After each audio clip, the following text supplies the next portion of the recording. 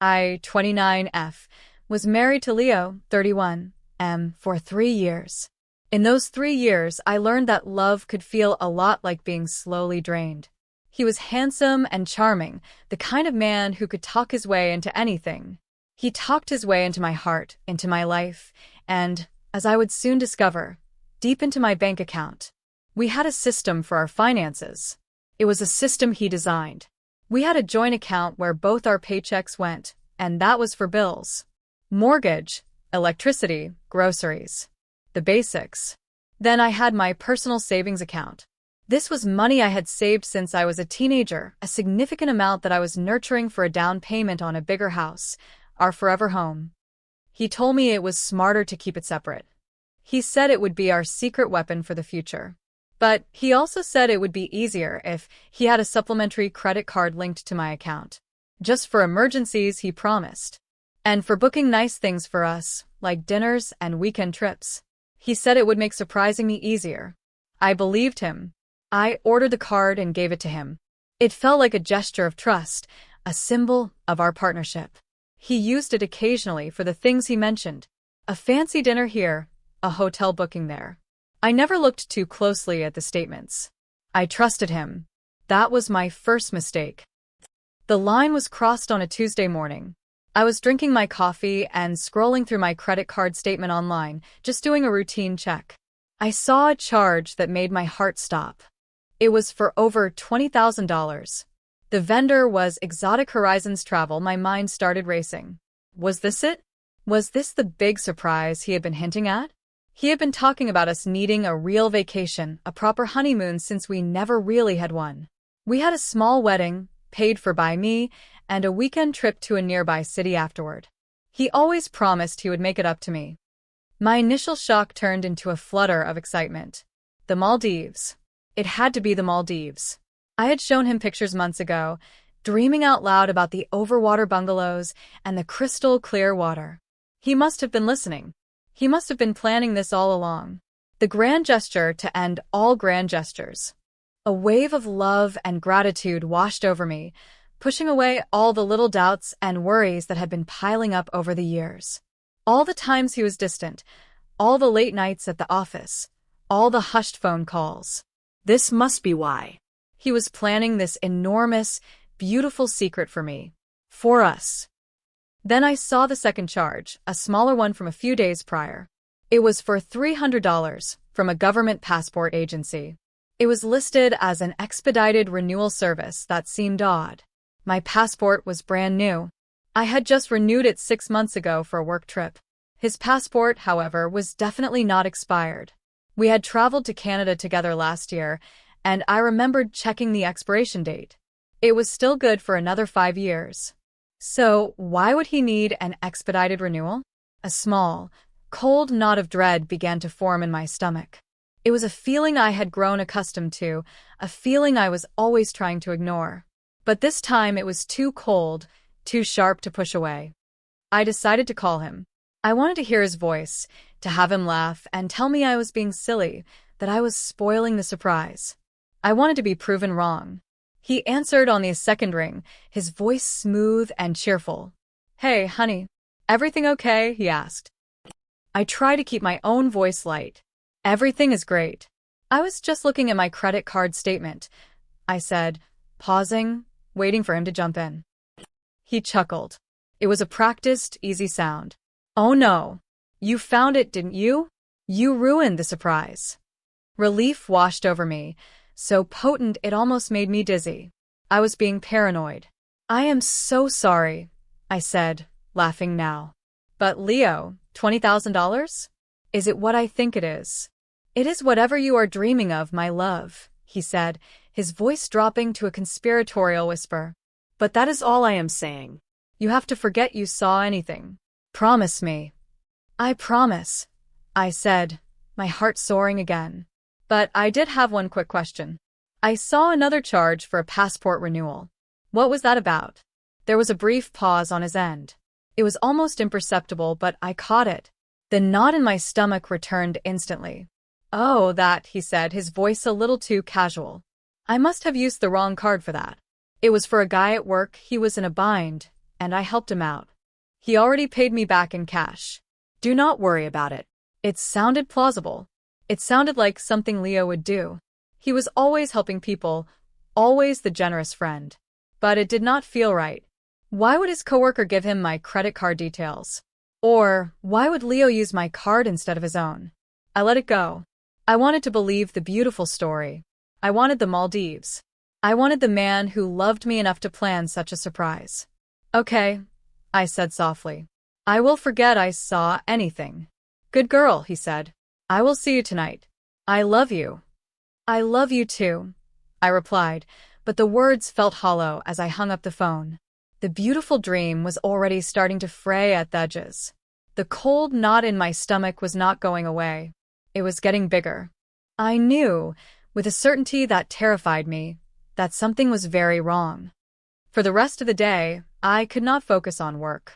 The two charges played on a loop in my mind: the extravagant trip and the strange passport renewal. His explanation about his co-worker felt flimsy, like a story constructed on the spot. Why would he use my card? We had our own cards, linked to the joint account, for exactly those kinds of situations.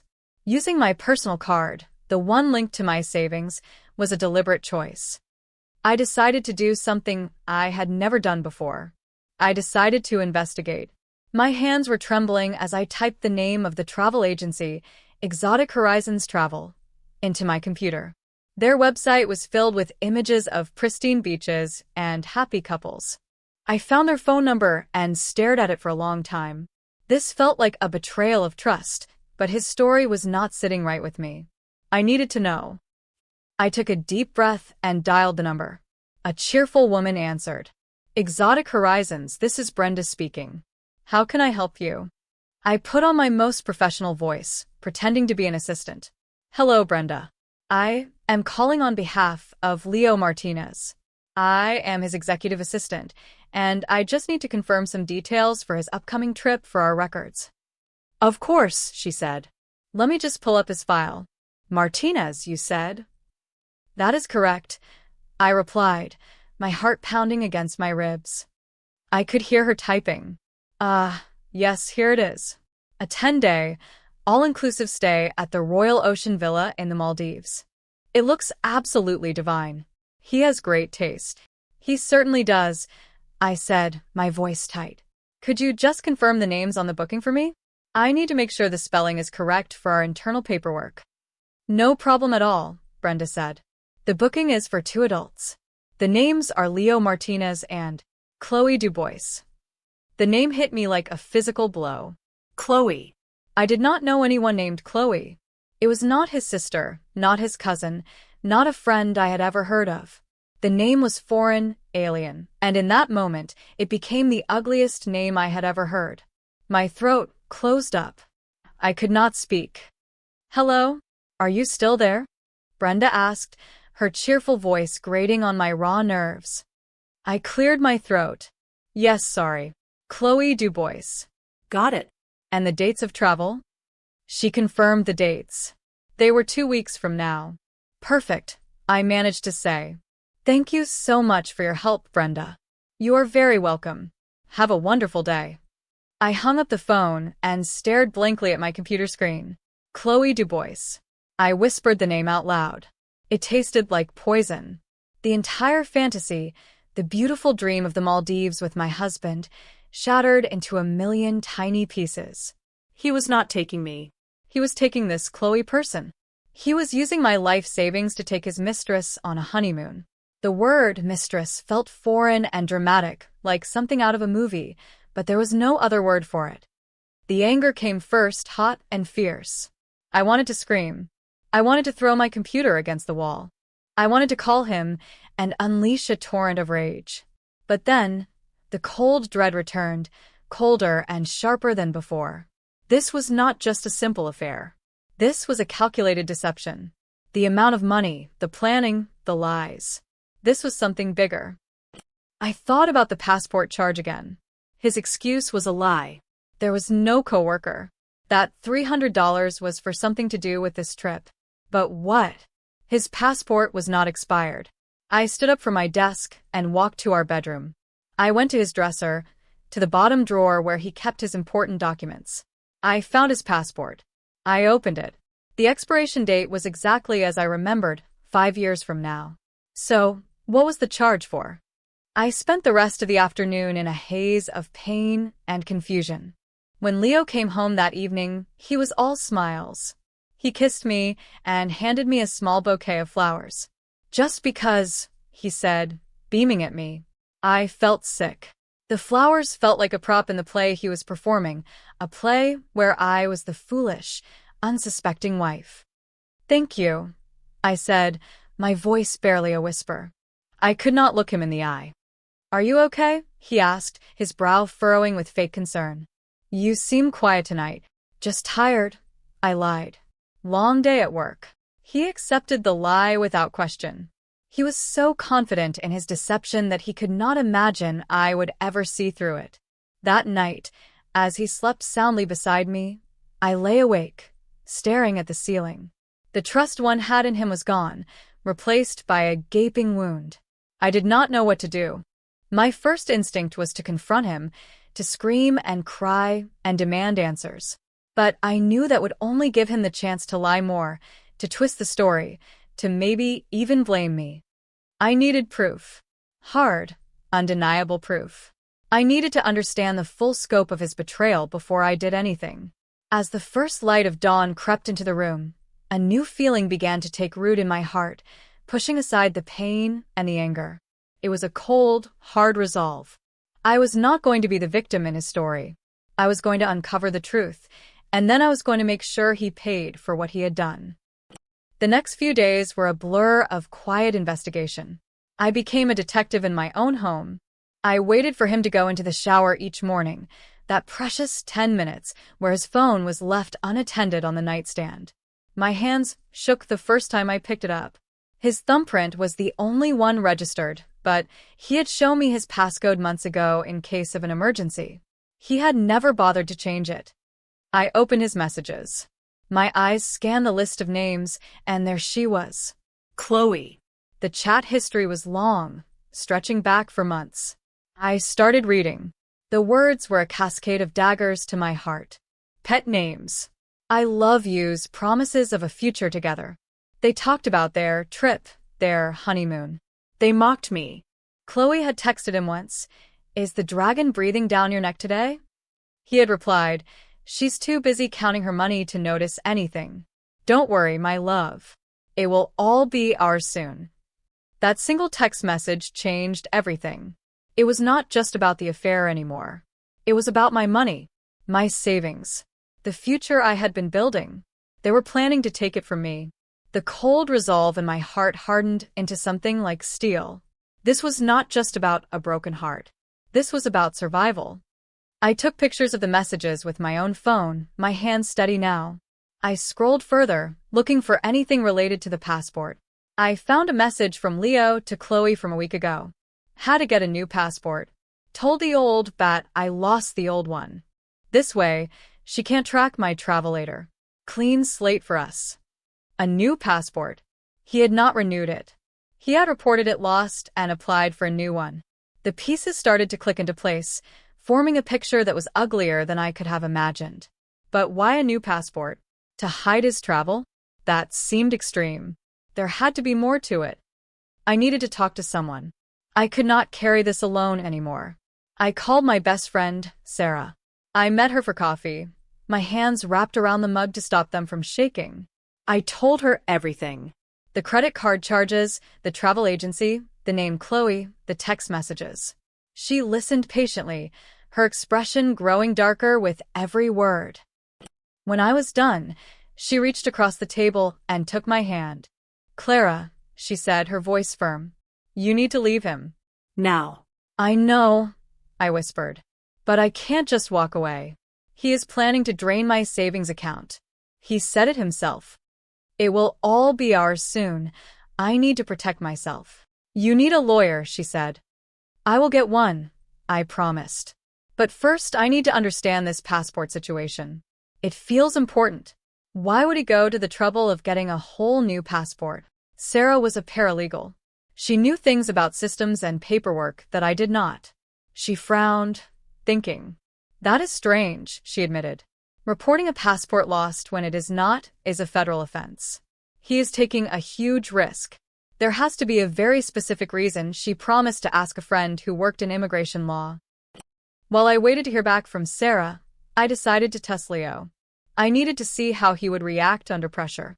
That evening, I approached him while he was watching TV. I tried to sound casual, excited.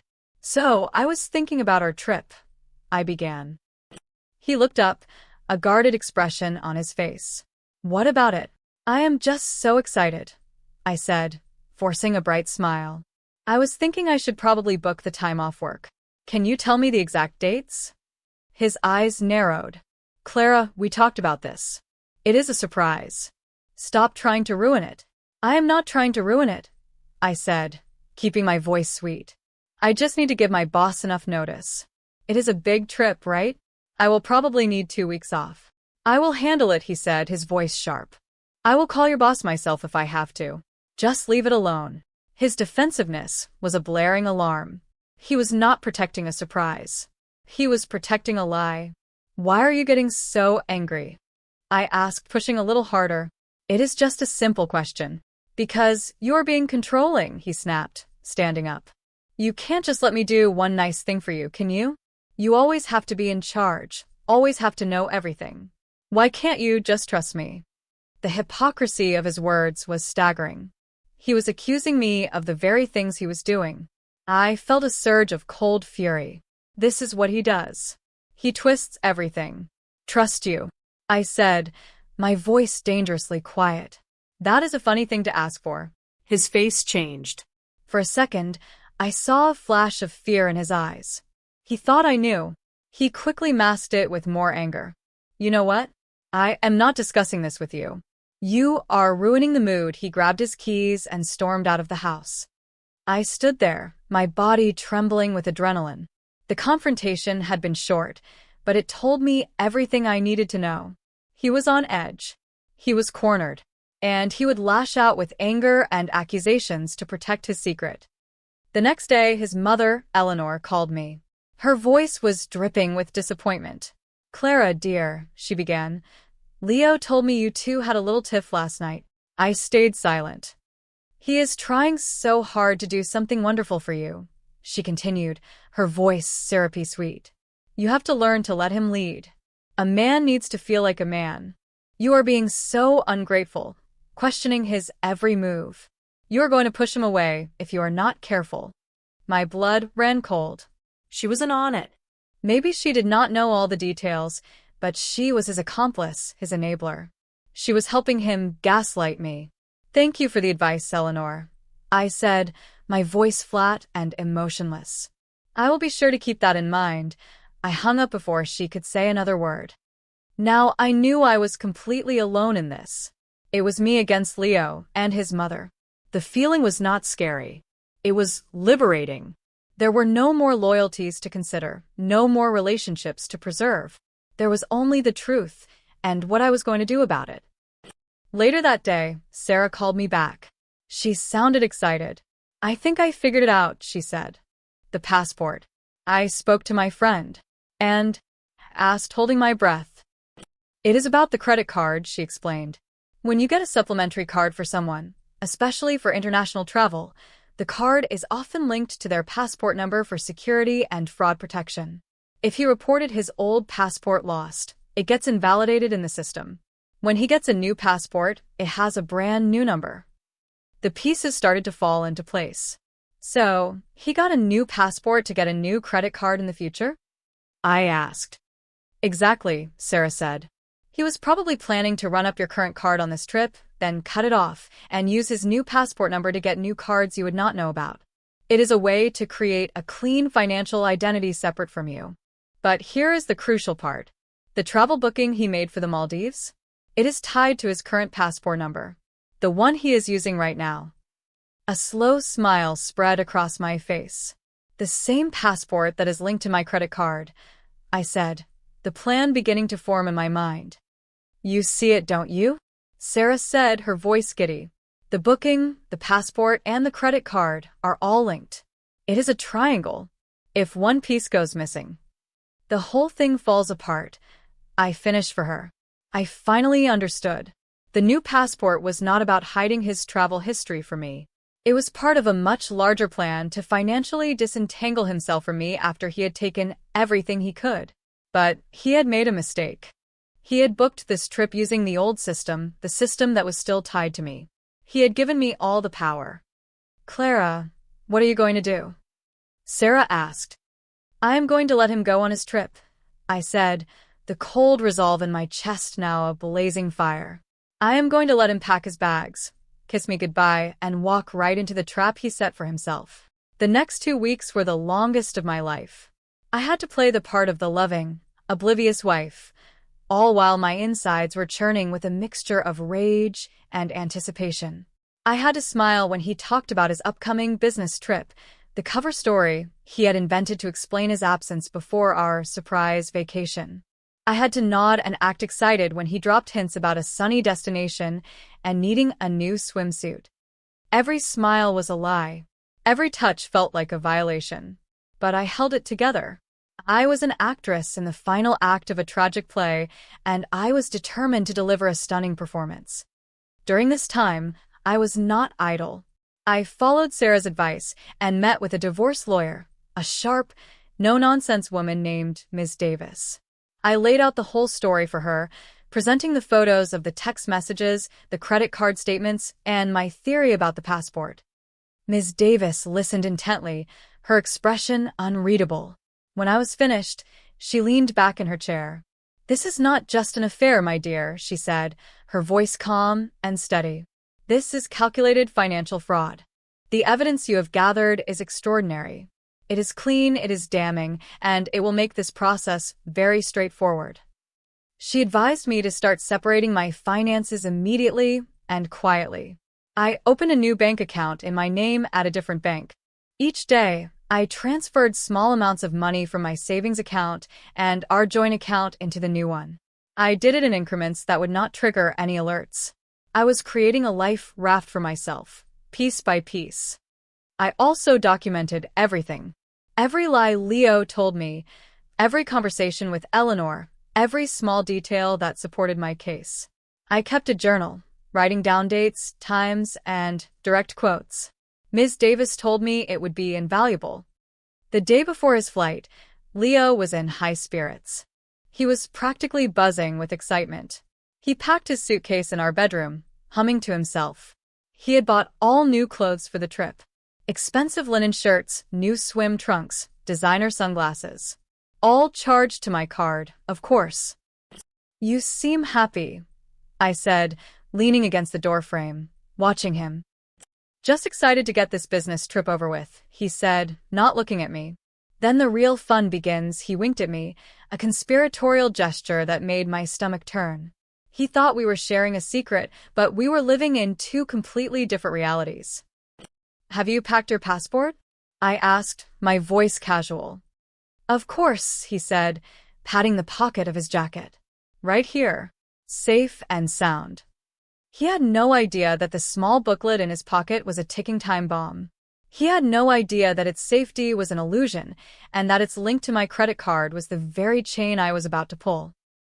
That night, he tried to be affectionate. He tried to pull me close in bed, whispering about how much he was going to miss me for the next few days. I let him, my body rigid and cold. I felt like a ghost in my own life, watching a scene unfold from a great distance. All I could think about was the clock ticking down, bringing me closer to the moment of reckoning. The morning of the flight arrived. It was a bright, sunny day. The kind of day that should have been happy. Leo woke up early, showered, and put on one of his new outfits. He looked like a man on his way to paradise. He just had the wrong person on his arm. He came to me in the kitchen, where I was pretending to read the news on my tablet. He wrapped his arms around me from behind and kissed the top of my head. Well, I am off, he said. Wish me luck on my big business deal. Good luck, I said, turning to face him. I looked him directly in the eyes. I wanted to see if there was any flicker of guilt, any hint of remorse. There was nothing. Just a bright, confident emptiness. He truly believed he was going to get away with it. I will call you when I land, he said. Okay, I replied. He kissed me one last time. It was a dry, meaningless kiss. I love you, he said. You too, I lied. It was the last lie I would ever have to tell him. I watched him walk out the door, suitcase in hand. I waited until I heard his car pull out of the driveway and the sound of the engine faded down the street. The house was silent. I stood there for a long moment, the quiet ringing in my ears. Then I picked up my phone. It was time. My finger hovered over the number for my credit card company. My heart was pounding, a frantic drumbeat in my chest. This was the point of no return. I took a deep breath and made the call.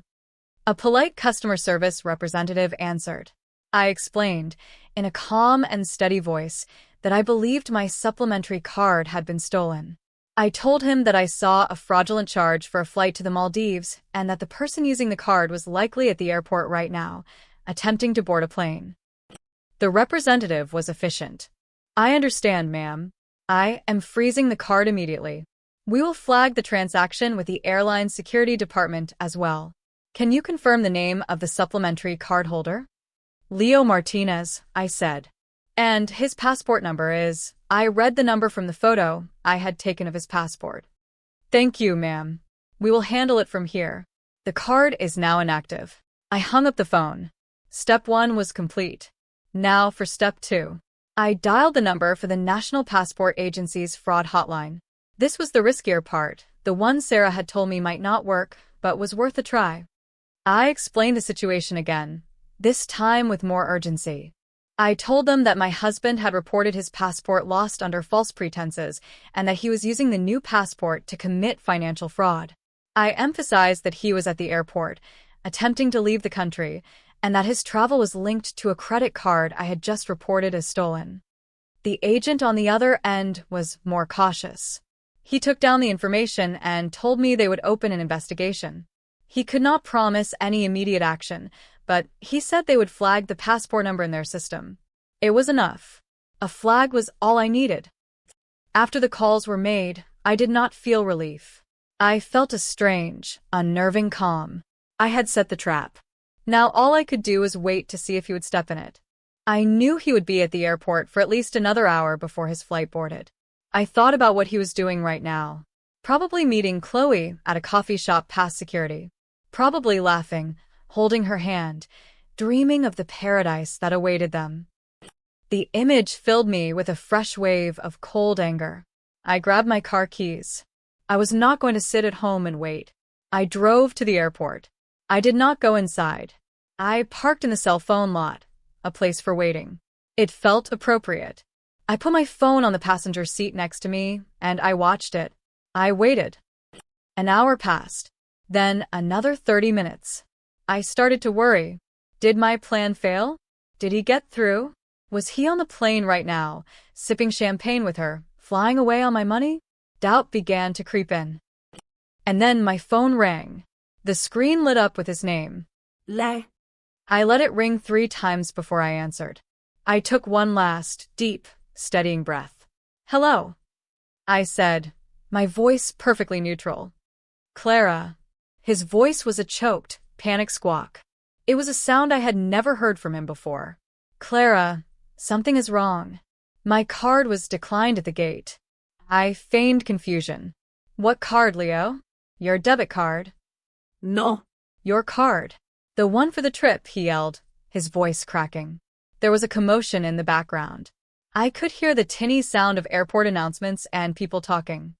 My card, I asked, my voice still light and airy. Why would you be using my card? I thought you were on a business trip. There was a sputtering sound on the other end of the line.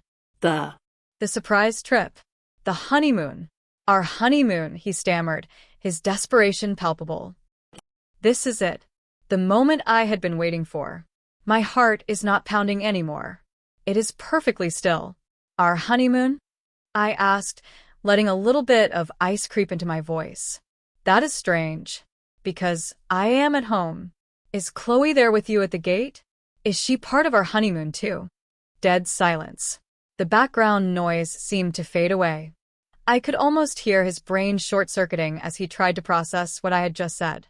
He had been caught. utterly and completely caught. How, he finally whispered, his voice hoarse. How did you know? Oh, Leo, I said, and for the first time, I let the full extent of my cold fury show. I know everything. I know about Chloe. I know about the text messages. I know you were planning on taking her to the Maldives using the $20,000 you stole from my savings account. So, I did what any sensible person would do. I canceled the stolen credit card. You canceled it, he repeated, his voice filled with disbelief. But They will not let me board. They said there is a security flag on my passport, too. They are pulling me aside for questioning. Clara, you have to fix this. Call them. Tell them it was a mistake. There is no mistake, Leo, I said calmly. The only mistake was you thinking I was stupid enough not to notice. I hope you and Chloe have a wonderful time at the airport, because that is as close to a vacation as you are going to get. You can't do this to me, he shrieked, his voice escalating into a full-blown tantrum. He sounded like a child. I will be ruined. They are talking about fraud. You should have thought about that before you decided to defraud your wife, I said. Oh, and one more thing. I have already spoken to a lawyer, and the locks on the house have been changed. Do not bother coming back. Before he could respond, a woman's voice, shrill and angry, erupted from the phone. You witch! You evil, jealous witch. You ruined everything. It was Chloe. She had snatched the phone from him. I laughed. It was a real, genuine laugh. He was never yours to begin with, I said. And neither was my money. I hung up the phone. I blocked his number.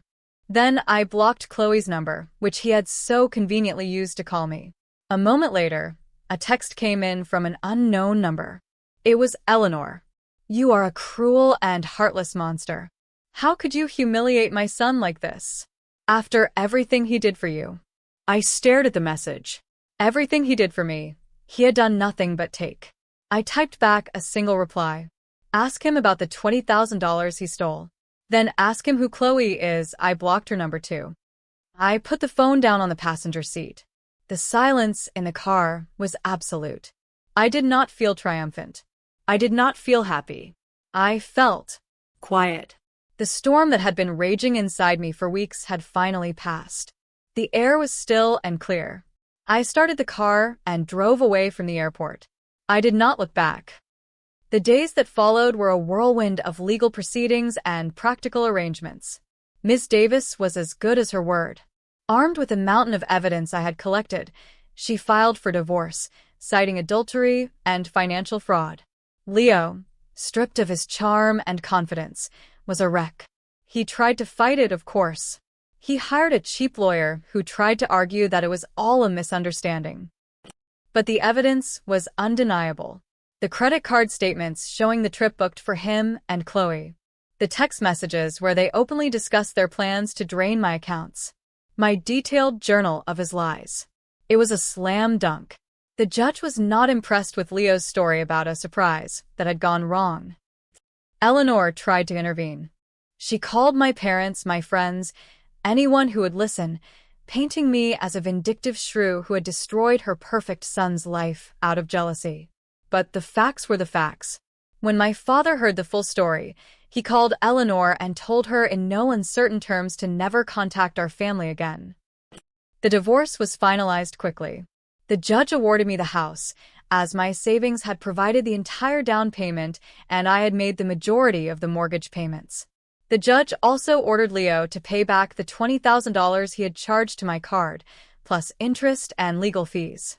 Since he had no money of his own, having squandered it all on his double life, the burden fell on Eleanor. I heard through the grapevine that she had to sell a significant amount of her prized jewelry and refinance her home to cover his debts. Leo's life imploded. The business trip he had told his work about never happened, and when he could not provide a good reason for his absence, he was fired. Without a job and with a mountain of debt, he was no longer the charming, successful man Chloe had fallen for. She left him within a month. Their grand romantic future had dissolved at an airport departure gate. I saw them one last time, about 6 months after the divorce. I was in the supermarket, picking out vegetables. I heard a familiar, shrill voice raised in anger. It is always someone else's fault with you, Leo. You never take responsibility for anything. I looked over and saw them standing in the frozen food aisle. Chloe and Leo. They both looked tired and worn down. He had lost weight, and his expensive clothes were replaced with a worn-out t-shirt and jeans. Chloe's face was pinched and angry. They were arguing over a box of frozen pizza. He saw me. His eyes widened in shock, and for a moment, I saw a flicker of the old Leo, the one who could charm his way out of anything. He opened his mouth to speak, but no words came out. Then his face crumpled, a mixture of shame and resentment. He turned away, grabbing Chloe by the arm and pulling her down the aisle, away from me. I stood there for a moment, watching them go. I felt nothing. No pitch, no anger, no satisfaction. They were just two strangers arguing in a supermarket. Their drama was no longer my concern. I finished my shopping and went home. To my home. The one I had secured, the one that was truly mine. Life became quiet and peaceful after that. I focused on my work, reconnected with friends I had neglected during my marriage, and slowly began to heal. Sarah was my rock through it all. We had dinner once a week, and she would let me talk for hours, processing the betrayal and the fallout. You know, she said to me one evening, you are so much stronger than you were with him. You seem lighter. I am, I said. I did not realize how heavy he was. How much energy it took to constantly manage his moods, his lies, his ego. I even received a call from Leo's cousin, a kind woman I had always liked. Clara, I heard what happened, she said, her voice full of sympathy. I just wanted to call and say I am so sorry you had to go through that. To be honest, I am not surprised. Leo was always selfish, always looking for the easy way out. My Aunt Eleanor spoiled him rotten. You deserve so much better. Her words were a balm. It was validating to know that I was not crazy, that his behavior was a pattern, and that I was not the only one who saw it. The final piece of the saga arrived in my inbox about a month after the airport incident. It was an email from the credit card company. It was a final, itemized statement before the account was officially closed. I scanned through it. I saw the $20,000 charge for the Maldives trip, and right next to it, a credit for the same amount. The trip had been successfully canceled and refunded. But then I saw one last, small charge that had gone through just before I had frozen the card. It was for $50. The vendor was an online flower delivery service. I was confused for a moment. Then I saw that the company had helpfully attached a digital copy of the order receipt. I clicked on it. The $50 had been for a bouquet of lilies, my least favorite flower. The delivery address was an apartment across town, one I did not recognize. And then I read the gift message. My breath caught in my throat. The note said, "To my future wife. Can't wait for our new life to begin. All my love, Leo." The flowers had been for Chloe. They were delivered to her apartment on the morning of their flight.